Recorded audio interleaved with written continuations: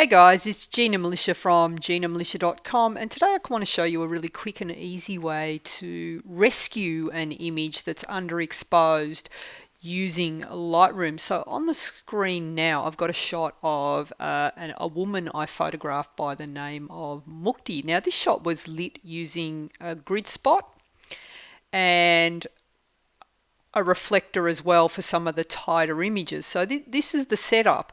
And what I usually do when I'm shooting a portrait like this is I expose for my background. So my background is usually quite dark and underexposed, and then I add light to the shot. And in this instance, I'm using a speed light with a little grid spot directed into her face. Now, what happens sometimes is that the flash may not fire. And so what I've got here is an example of where that's happened. So I've got that my exposure for the background is looking lovely, but because the flash didn't fire, I'm not getting any light on Mukti at all. So she's practically disappeared into the shadows. Now, I could let that shot go, but what I wanted to show you is just how far Lightroom will go to rescue detail in shadows, and just how much you can pull out, just how much detail you can pull out of a shot. And it's worth remembering because there may be instances where this has happened to you and you might have files in your archive, or it might happen in the future where you wanted to rescue that image and didn't think it was worth rescuing. Well, I'm here to say that it possibly is, and it's worth playing around with, and you might find some other uses for this particular technique.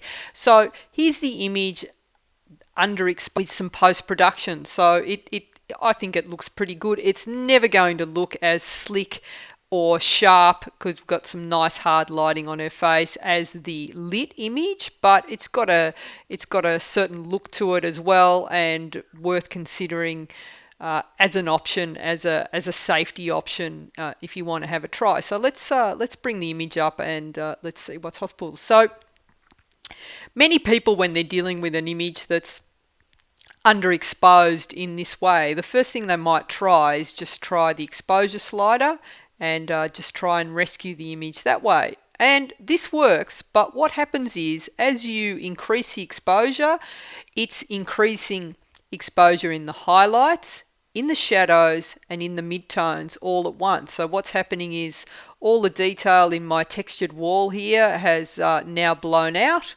and I have picked up detail in the jacket, and Mukti's skin tone is looking a little bit better and she has emerged, but it's at the loss of all the detail in the background. So that to me is not an ideal. I find it too aggressive in the way that it changes the image, and it updates detail in exposure across the board. So I think there's a better way to do that. And so the first thing I do is use the contrast slider. So what we have here on the screen is a high contrast image. So there is a big difference between the highlights and the shadow tones because it's such a hard light, bright, sunny day. So that's why when I expose for the highlights, the shadows almost go to black. So I can tweak that by just flattening the exposure overall, and that's by decreasing the contrast. So if I decrease contrast all the way,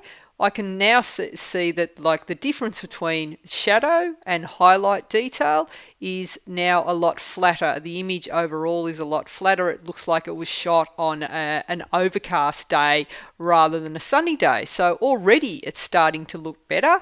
And then the next thing I do is take my shadow slider and move it across to the right. So again, we're picking up more detail again, and overall it's starting to look pretty good.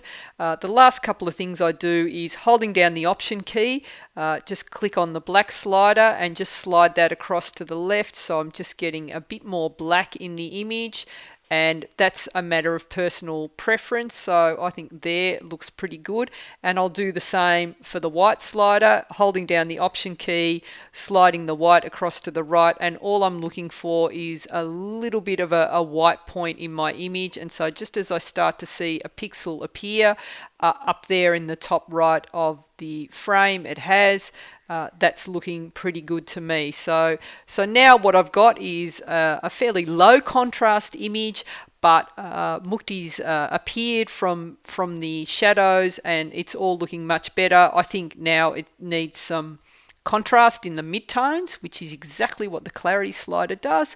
It boosts the contrast in the midtones. You can go all the way. That kind of tends to look a bit cartoonish. So I kind of around there looks good to me. So I could leave it at that if I wanted to, and that's it's like a nice evenly lit image. I'd probably just reduce the saturation a little bit to make up for the extra sort of saturation we picked up along the way. So that takes away that digital glow in the image. And the last couple of things I want to do is I just want to bring in a little artificial pop of light to her face. So I'm just using the marquee tool, which is in the develop module. That's the radial filter tool, which is in the develop module.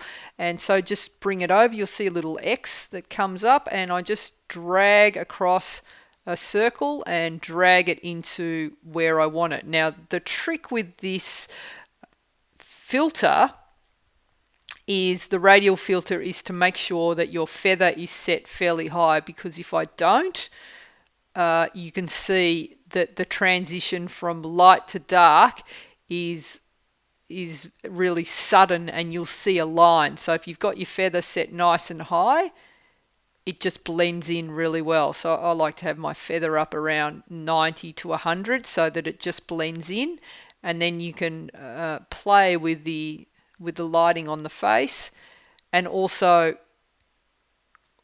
the size, just making sure that the whole face is lit.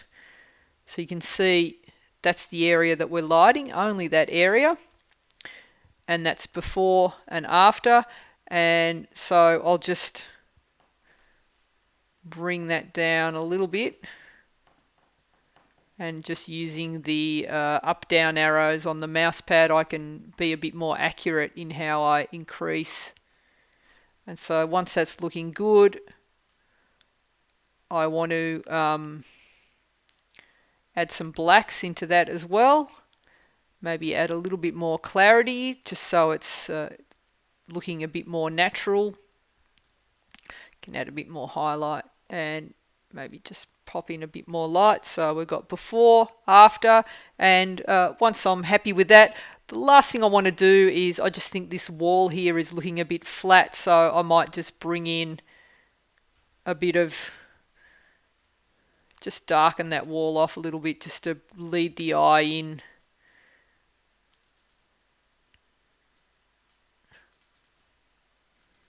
Just make sure everything's zeroed off.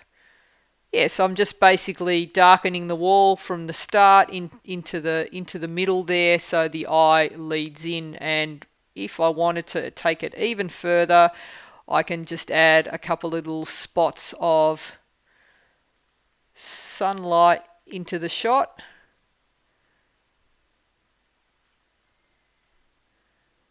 Just some highlights here and there.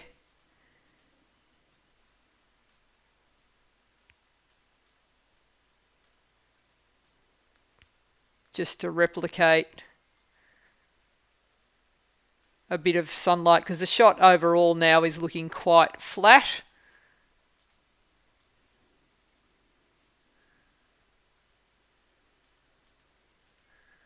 There we go. So just hide all of those. Got before, after,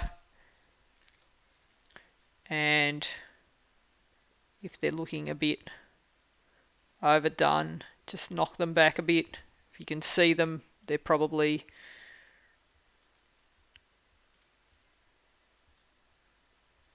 too bright. So there you go, a quick and easy way to rescue an image using Lightroom.